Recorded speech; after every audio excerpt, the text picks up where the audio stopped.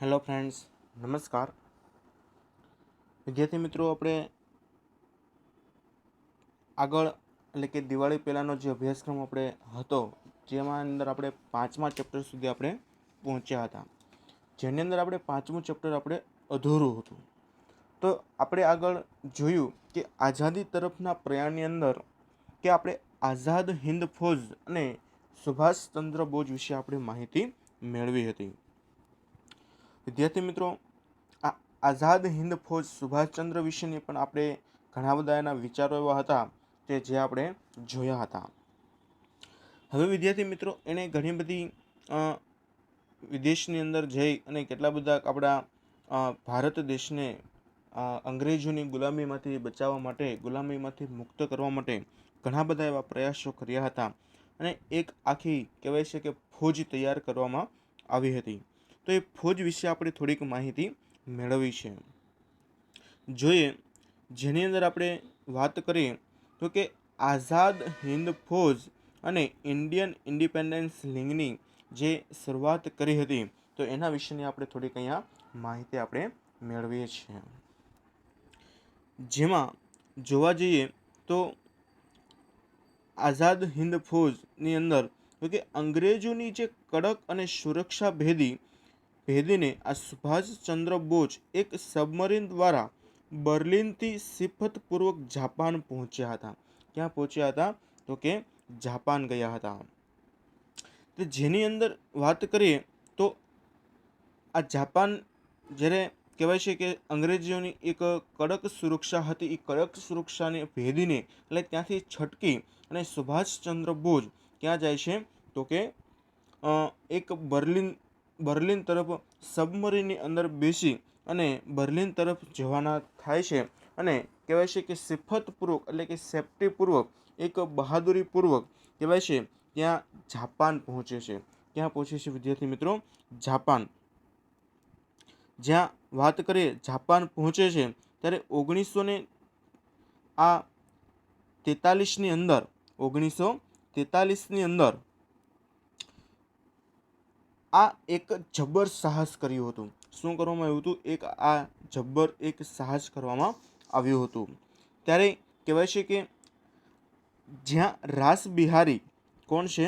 ત્યાં આ રાસબિહારી બોઝે હિન્દ મુક્તિઓની આ ફૌજ ઇન્ડિયન ઇન્ડિપેન્ડન્સ લીગની સર્વોચ્ચ નેતાગીરી છે એ આ સુભાષચંદ્ર બોઝને સંભાળી લેવાનું આમંત્રણ આપ્યું હતું. અંગ્રેજોની કડક સુરક્ષા ભેદીને આ સુભાષચંદ્ર બોઝ એક સબમરીન દ્વારા બર્લિનથી ક્યાં પહોંચે છે? તો કે જાપાન પહોંચે છે. ક્યારે પહોંચે છે? તો કે 1943ની અંદર. આ એક જબ્બર એનું એક સાહસ હતું. કહેવાય ને આપણે ઘણી વખત કે સાહસ કરવું પડે, તો બરાબર, તો એક એનું આ જબરદસ્ત એનું શું હતું? સાહસ હતું. ત્યાં કહેવાય છે રાસબિહારી બોઝે બરાબર છે હિન્દ મુક્તિની એક ફૌજ માટે, હિન્દ મુક્તિ એટલે કે હિન્દને મુક્ત કરવા માટે, અંગ્રેજોની ગુલામીમાંથી મુક્ત કરવા માટે એક ફૌજ કે જેને ઇન્ડિયન ઇન્ડિપેન્ડન્સ લીગની સર્વોચ્ચ નેતાગીરી છે એ સુભાષચંદ્ર બોઝને સંભાળી લેવાનું શું આપ્યું હતું? આમંત્રણ આપવામાં આવ્યું હતું. આ ફૌજ છે એ કહેવાય છે કે માત્ર હિન્દી સૈનિકોની અને હિન્દી અધિકારીઓની જ અને ભારતની મુક્તિ માટે જ લડશે તેમ નક્કી થયેલું, અને જેમાં જાપાન અને અગ્નિ એશિયાના હિન્દીઓની મદદ પણ મળી હતી. શું કે છે? જે આ ફૌજ તૈયાર કરવામાં આવી છે એ ફૌજ ફક્ત હિન્દી સૈનિકો માટે હતી. કોના માટે હતી? હિન્દી સૈનિકો. અને એ જ એક એનો ધ્યેય હતો કે ભારતની મુક્તિ માટે જ લડશે. કોની માટે? તો કે ભારત જ્યાં સુધી આઝાદ નહીં થાય ત્યાં સુધી એના માટે તેઓ લડશે તેમ નક્કી થયેલું હતું. અને તેને મદદ કોની મળી હતી? તો કે જાપાન અને અગ્નિ એશિયા, અગ્નિ એટલે કે દિશા, બરાબર છે, અગ્નિ એશિયાનો જે એશિયા છે એના હિન્દીઓની એને શું મળી હતી? તેને મદદ મળી હતી. અને જાપાનના વડાપ્રધાન, બરાબર છે, ત્યારે કોણ છે જાપાનના વડાપ્રધાન? તો કે ટોઝો સાથે, બરાબર છે, મુલાકાત થઈ હતી. કોની સાથે? તો કે જાપાનના વડાપ્રધાન ટોઝો સાથે સુભાષચંદ્ર બોઝની શું કરી હતી? મુલાકાત કરી હતી. અને તેમણે હિંદના પૂર્ણ સ્વરાજ માટે તમામ પ્રકારની સહાય જાપાન કરશે તેવું નક્કી થયું હતું. ત્યારે એને એટલી બધી હિંમત આપી હતી કે જ્યાં સુધી હિંદનું પૂર્ણ સ્વરાજ કે આખું દેશ પાસો ન મળી જાય ત્યાં સુધી તમામ પ્રકારની સહાય છે એ જાપાન કરશે એની સાથે એને શું કર્યું હતું, નક્કી કર્યું હતું.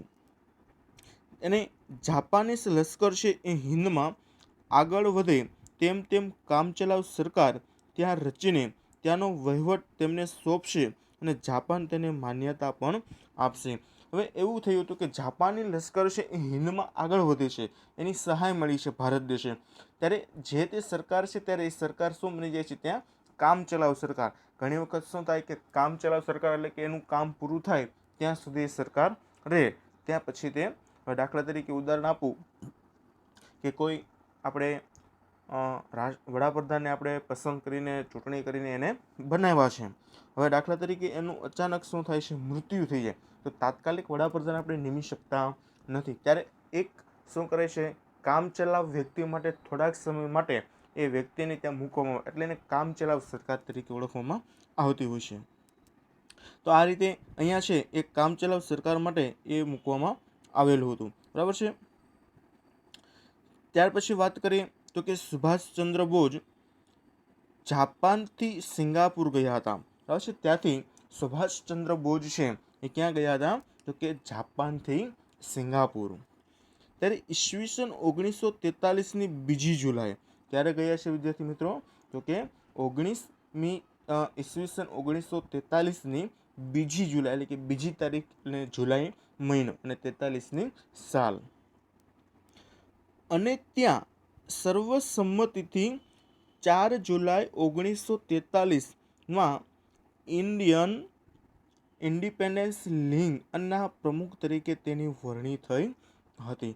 બરાબર છે. સર્વસંમતિ એટલે કે બધા જ વ્યક્તિની શું લીધી, સંમતિ. બધા જ વ્યક્તિ તેમાં કેવા હતા, સહમત. એટલે સુભાષચંદ્ર બોઝને આ ઇન્ડિયન જે ઇન્ડિપેન્ડન્સ લીગ હતી એના શું બનાવવા માટે, તો કે પ્રમુખ બનાવવા માટે. અને આ જે લીગ છે એ રાસબિહારી બોઝે એક હિન્દીના મુક્ત માટે આ સર્વોચ્ચ નેતાગીરી સાથે તેને સોંપવામાં આવેલી હતી અને એના પ્રમુખ પદે એની વરણી એટલે કે પ્રમુખ પદ એને આપવામાં આવેલું હતું. અને સાથે સાથે જોઈએ તો કે આ રાસબિહારી બોઝ છે એને ઇન્ડિયન નેશનલ આર્મી જેને INA તરીકે ઓળખવામાં આવે છે. વિદ્યાર્થી મિત્રો, 1 માર્ક્સની અંદર પૂછાય કે ઇન્ડિયન નેશનલ આર્મી એટલે એને ગુજરાતીમાં કહેવાય છે આઝાદ હિન્દ ફૌજ. શું કહેવાય છે, આઝાદ હિન્દ ફૌજ તરીકે તેને ઓળખવામાં આવે છે. અને એના વડા તરીકે એને સ્વેચ્છાએ નિવૃત્તિ લઈ લીધી અને સુભાષચંદ્ર બોઝની આઝાદ હિન્દ ફૌજના વડા તરીકેની પણ શું કરી હતી, નિમણૂક કરી હતી.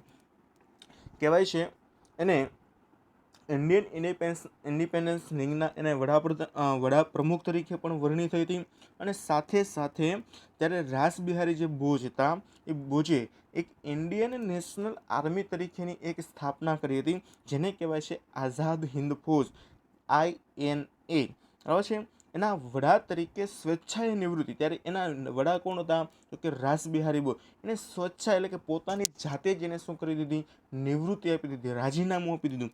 અને ત્યાં કોને બેસાડે છે, તો કે સુભાષચંદ્ર બોઝને એના વડા તરીકેની શું કરવામાં આવે છે, વરણી કરવામાં આવે છે.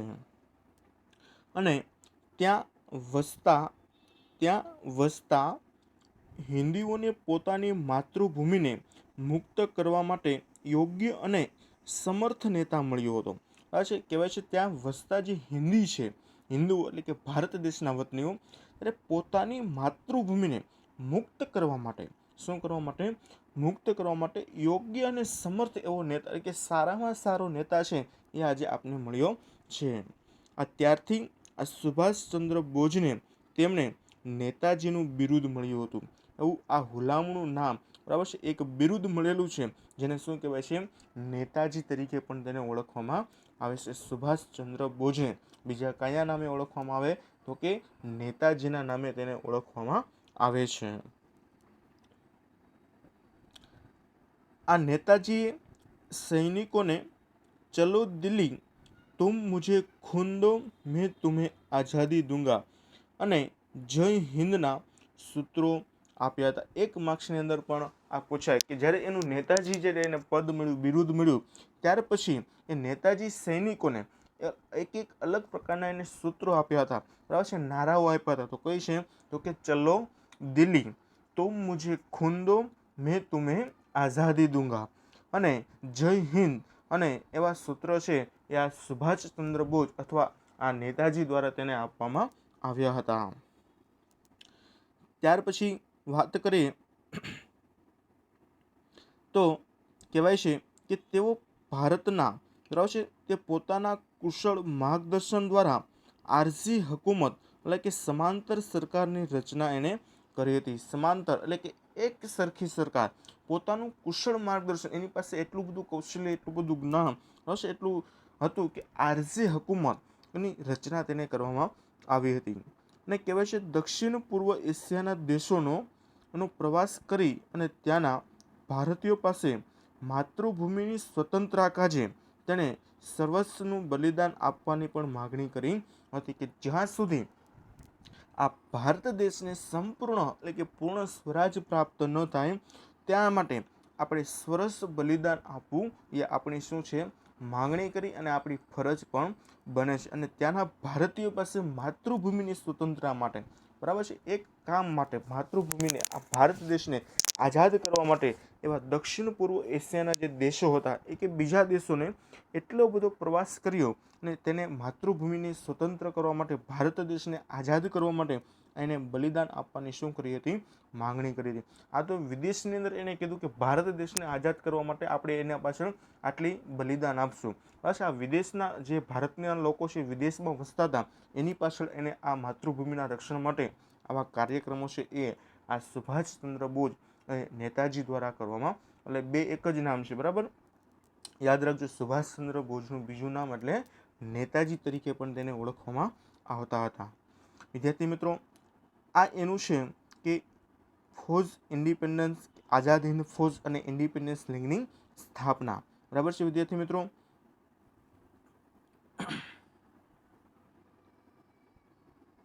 જય હિન્દ વિદ્યાર્થી મિત્રો.